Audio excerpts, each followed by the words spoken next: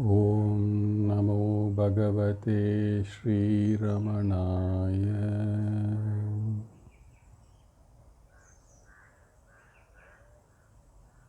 Hari Om. Delighted to be here.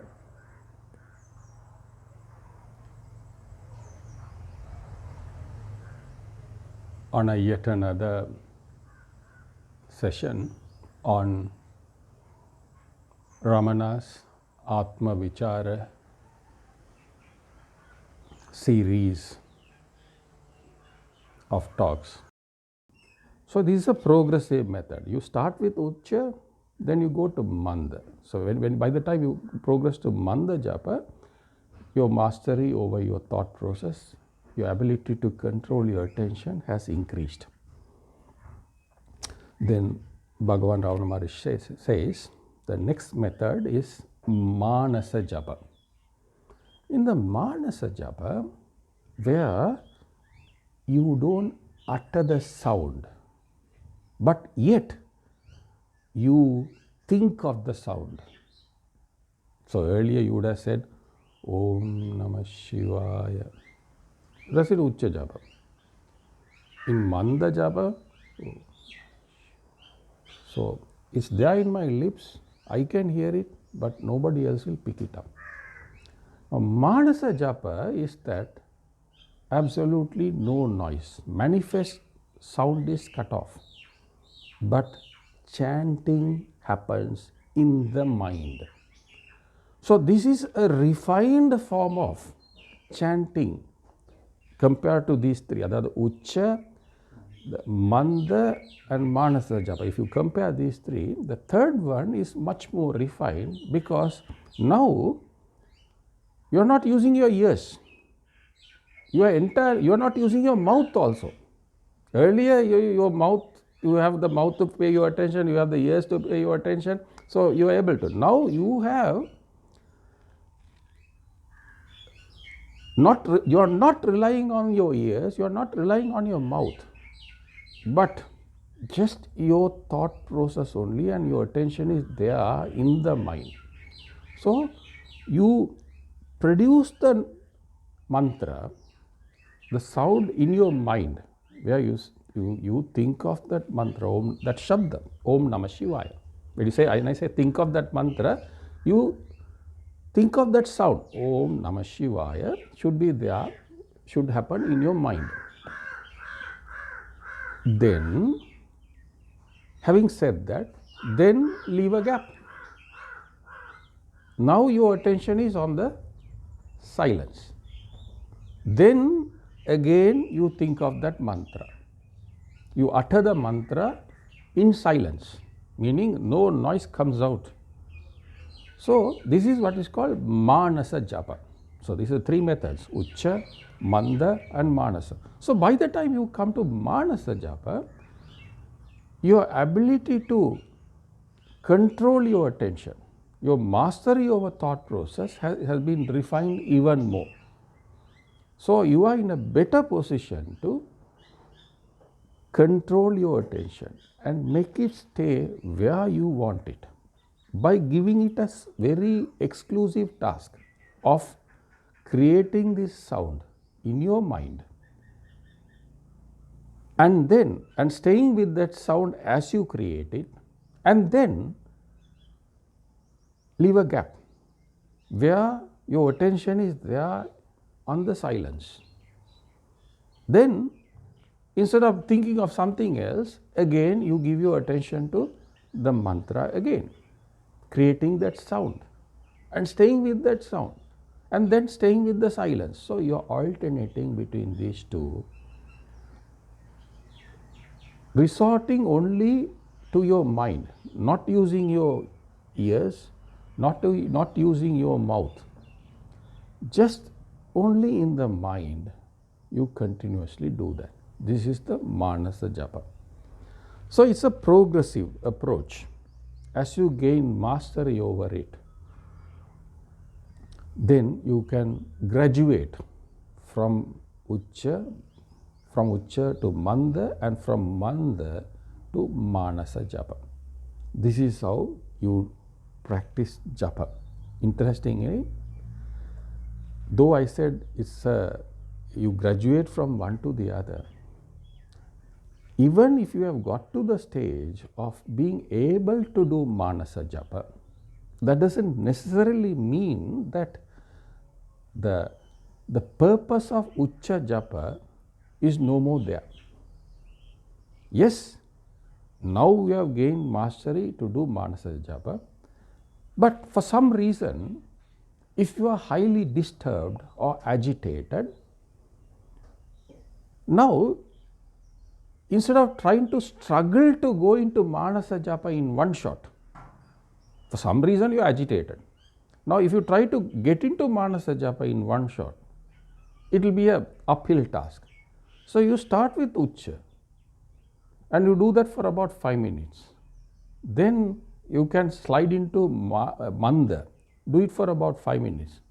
And by that time, you are gradually you are able to move to Manasa Japa. So what they said is, even though you have gained mastery where you can do Manasa Japa, the purpose of Uchcha Japa and the purpose of Mantha Japa is still there. You can make use of it when the situation demands. So these are 3 methods Bhagavan Ramana Maharshi has recommended in the Upadesa Unthiyar or Upadesa Sara with regard to japa. Now that is how you do it. Now the next thing is, how do we connect this with Atma Vichara and Atma Jnana? Interestingly, when you are in a position to do this Manasa Japa continuously means, you're talking about doing it for about 15 minutes, 20 minutes, 30 minutes. Normally it is done with the help of a mala with 108 beads, so that you can retain your attention while doing it. So those are all aids for japa. So using that, when you do that, when you continuously do that, the task in hand is producing this sound of mantra, either Uchcha, Mantha, Manasa, primarily Manasa, let's say, and then silence, then again creating that mantra, then silence, mantra, silence, mantra, silence. This is a task, and this is our attention is. While doing this, while your attention is on this, what is happening without you putting effort is that during that silence means what? No thought. So you are able to get to a state of no thought without saying that I want to be thoughtless. Your exercise in hand is just japa. So while doing that japa, your attention is on that task, but the way you do that task gives you that silence. Of course, you may call it gap, but during that gap, you are in silence, meaning no thoughts. So thought of the mantra, no thought. Thought of the mantra, no thought. Thought of the mantra, no thought. Now the next thing you do when you do this japa, as you gain mastery, you try to push the gap a little longer. So you say Om Namah Shivaya, gap, then Om Namah Shivaya. But as you gain mastery, you try to increase that gap a little. That means a longer silence. So you try to increase that silence. So that way, while doing a task, you are managing to achieve silence of the mind. You're not focusing on staying silent. You're not focusing on staying without thought. You're focusing on japa. But that japa delivers you silence. Interestingly, now we will come to the connection of this japa with many thoughts Atma Vichara. That's what we looked at it in the beginning. So the purpose of Atma Vichara, many thoughts about many things, is to, so that is the tendency we have, the tendency to think. Now we are trying to manage that tendency, and we are trying to reduce that tendency, and we are trying to remove that tendency to think. The tendency to think have to be neutralized. When you neutralize it, then no thought state. So how we are trying to neutralize that tendency to think is by doing this japa. You are not suppressing the thought. You are giving a channel to express the thought, but in a controlled way. You are continuously exhausting the tendency to think. Where you are thinking of this mantra, you are not thinking of any old thing, because if you start thinking of any old thing, then again the tendency to think will go on increasing. So we are not thinking of any other object, but here we are thinking of the mantra. So by doing this, what we are trying to do is, we are trying to exhaust our tendency to think by giving it a channel to vent that tendency, to exhaust that tendency. What is that channel? Chanting this mantra in the name of japa. So as you go on doing that, the tendency to think becomes weaker and weaker, and eventually it will be neutralized. That's the whole purpose of this japa. It has to become weak, and then eventually it will become neutralized. So as I said, when you keep on increasing the gap, you will get to a stage where the silence could be longer. So you stay in that silence for a longer time. Interestingly, even before you get to that state, as you chant and as you experience the silence, during that silence, even though it may be for a short brief, during that silence, there are no thoughts, meaning there are no definitions about you, meaning there are no wrong notions about you during that silence. So when there is no definitions, when there are no wrong notions entertained during that silence, basically, unknowingly, you are getting a glimpse of who you really are. Unknowingly, you are given a glimpse of who you really are. Why I am saying unknowingly is because you are just looking for silence. But in that silence, you are getting a glimpse of who you are. And as you go on doing this japa, on and on and on, that glimpse what you get about who you are, without any thoughts, without any definitions, without any notions, it keeps growing on you. It keeps growing, overpowering this tendency to imagine yourself as something. So that during the silence, no imagination about you. When we have any thoughts, there is a tendency to think about you. So now what you are doing is, by doing this japa, in that silence, unknowingly you are getting a glimpse of who you are in the absence of all the thoughts, notions, etc. And as you go on doing that, it keeps on growing on you, and the power of that increases to the point of overpowering this tendency. That's how this tendency get reduced.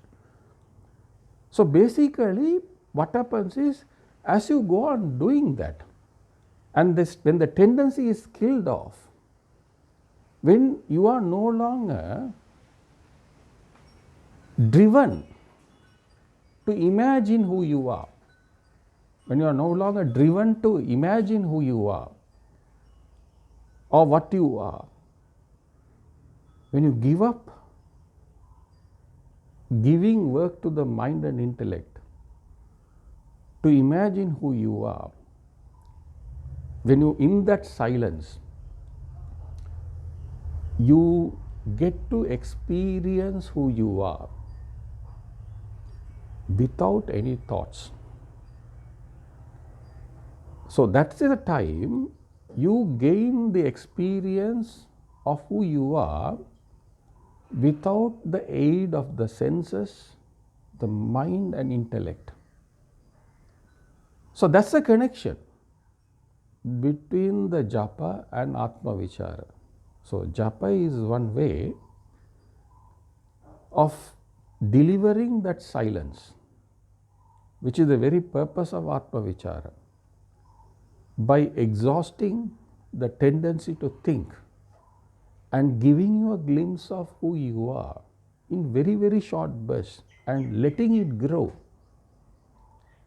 And as it grows and when it overpowers the tendency to think, then your ability to stay in that silence becomes longer and longer. Then you start abiding in yourself. So abiding in yourself is what we call Atma Jnana, meaning not abiding in anything else. So how do you abide in anything else? By thinking. How do you abide in yourself? By not thinking anything. So japa helps you where it, by giving you a task to do, through that task it equips you with the ability not to think of anything during those silences. So as you go on practicing it, as you gain mastery, then without directly putting effort, but you are putting effort to do the japa, you are putting effort to do that task, that effort itself delivers you this ability where you are able to pause your mind without any thoughts, at will, when you want it, for how long you want it, you can do that. So this is the way japa helps you to that silence, and through that silence, the purpose of Atma Vichara, which is Atma Jnana. So, just to remind ourselves, what we are trying to do is, from many thoughts about many things, to get to no thoughts about anything, we are using this technique of japa, of one thought about only one thing. And that technique, which is in the form of a task,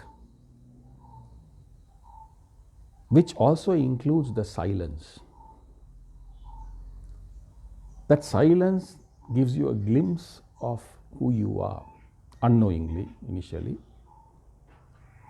And by doing this, you gain the mastery of retaining your attention, controlling your mind, so that you can increase this silence And when you increase the silence, then that experience of who you are starts growing on you, overpowering your tendency to define yourself as something or the other, or notions or imaginations. So when that overpowers that tendency, then you stay in that silence continuously, directly experiencing who you are. And that is what is Atma Jnana, and that is what is called self-knowledge or liberation. It's referred to in many words, but it means the same thing. With that, let's conclude today's session till we meet again in the next session. Om Namo Baghavathe Shri Ramanaya.